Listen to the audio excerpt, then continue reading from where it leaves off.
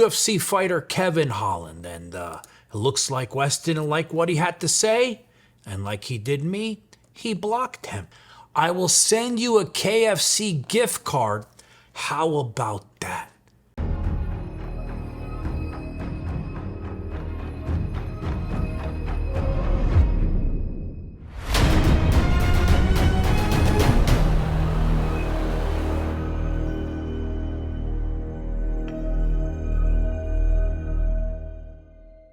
So by now, we should all know who Wes Watson is, that piece of shit with 3 hairs left on his head and he's trying to cover up with that stupid tattoo, right? We should all know him because he's famous. Remember, everybody knows who Wes Watson, that asshole, is with his purses walking down the streets of Miami and his high heels to make himself taller. We should all know him, right? I'm famous. I'm famous. Well, he's always opening up his big mouth, bigger than he should, like I was just saying, and now it got him in a little hot water, and he was live with his silicone stuffed Sharmuta Angie, right? And he opened his mouth on MMA and UFC Fighters. Fighters are pussies, okay? They're only good in the ring. People I know will not accept a loss, okay? If a pro fighter did his jujitsu on him, then the guy's gonna come back and duct tape his family, okay? So since he opened his stupid mouth talking about MMA fighters, right, giving us all his 2 cents that nobody really cared about hearing, the UFC guys are all coming after his ass. The story has gone viral. It's everywhere. MMA sites, UFC sites. There's so many videos on this, I can't even keep up. All these MMA guys are looking at this asshole and like, you're spitting this dumb shit out of your mouth. But we all saw this fight you were in. You had to get your 4 buddies to gangbang him with you, and you used a fucking weapon. What kind of pussy is this?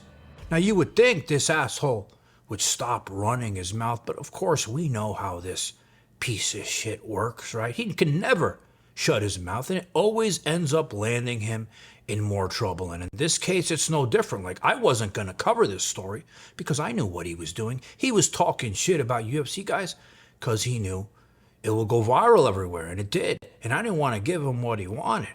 But now he opened up his mouth a little bit too far.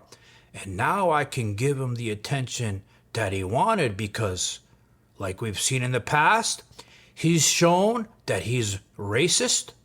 And now what he's just done to this UFC fighter paints a whole different picture that I'm going to put together for you, and how this can affect him in court with the 7-foot monster, because we saw his racist ways then. So now let me show you where this asshole's mouth is getting him into trouble. This is UFC fighter Kevin Holland, and it looks like Wes didn't like what he had to say, and like he did me, he blocked him. But this guy didn't like it. He posted that he blocked him, and look, oh, Kendra Lust, I like her.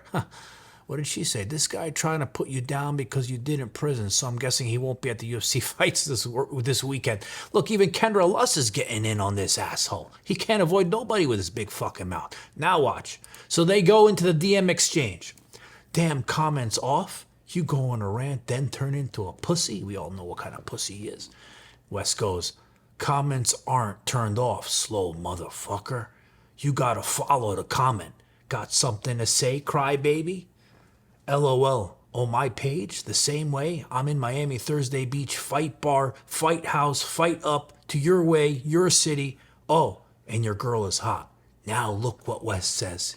He goes, she don't like toads. Nobody does. All right, you know what a toad is? In prison, they refer to black people, I never heard this before until I looked it up, as toads. So he's writing, she don't like black people, nobody does. All right, look how fucked up. Now it gets even better. LOL, she likes money, he said. I can tell. And you're broke, kiddo. LOL, get off the crack. Fuck's the matter with you little boys? So what's up with you being a pussy or what? talking shit because you hear something you don't agree with? I don't give a fuck who you are or if you like me. LOL, ain't that how the world works? He goes, no, fuck weirdo. I'd call you out, but I ain't got your number. And now look what he says, the asshole. Look at this racist shit. I will send you a KFC gift card. How about that? This fucking asshole. Sucks being an influencer when you get called out and won't do shit. Like we all know he never does. He talks a big fucking game, and then when it comes down to it, he brings his fucking buddies to help his ass. So this is another example showing how he's a racist. And you know, it started when we first saw what he did with the 7-foot monster, beating him down, calling him those names, right, that I won't repeat on here. He called me a dick. That's why I was like, yo, you called me a dick. That's when we started fighting. And then he went on live with a silicone stuffed sharmuta, and he started calling black people monkeys. Like, why don't you put some fucking cocoa butter on your head and on your ashy knees? She don't fuck with you, bro. JoJo.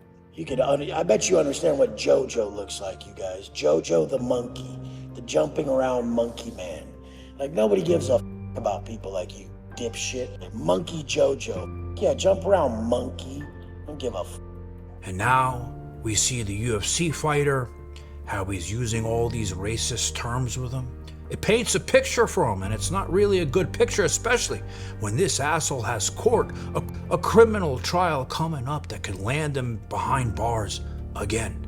And him showing this behavior online, that crime against the 7-foot monster, it could be looked at as a hate crime with all this shit he's showing. So I started thinking, I'm like, you know, when did this guy, you know, become a racist? And I had remembered he was on a podcast with our favorite, Adam 22, that cuck, piece of shit, fuck boy, loser, right? I don't have to get into him right now on this video.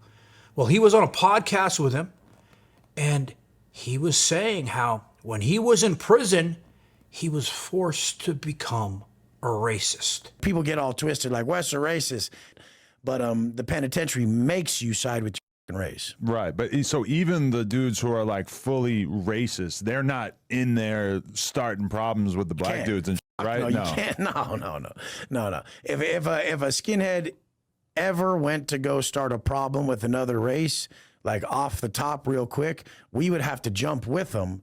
But this is the thing.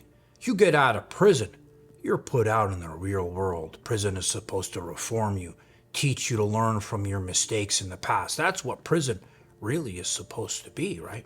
But you come out and you're showing this racism on multiple occasions. Well, that behavior can land you right back in prison. So again, he has a criminal trial coming up this summer against the 7-foot monster. And if you don't think all those lawyers and prosecutors and everybody's not watching his actions online, seeing his behavior, like I said from the beginning, his big fucking mouth, he thought it was his biggest power. But in the end, it could become his biggest weakness and put him back in prison, not just for years, but make him go broke. So when he comes out on those streets, he's gonna have nothing left. And he's gonna end up on those street corners begging for blowjobs for $50, just like a sharmuta.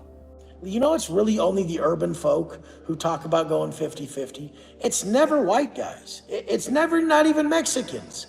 It's literally like they have such a bad reputation for having no father present that they want a bitch to take care of them.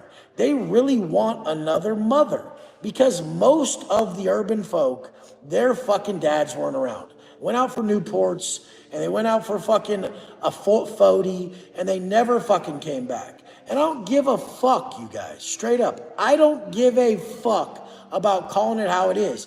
We need to fucking make sure that he's in trouble for this. Like, we can't stand him being online and being so handsome and so jacked and so well at speaking and so comfortable with himself. We can't have this because we don't have any good value as a man. We don't do anything right. Guys, thanks for watching. please hit like on my video.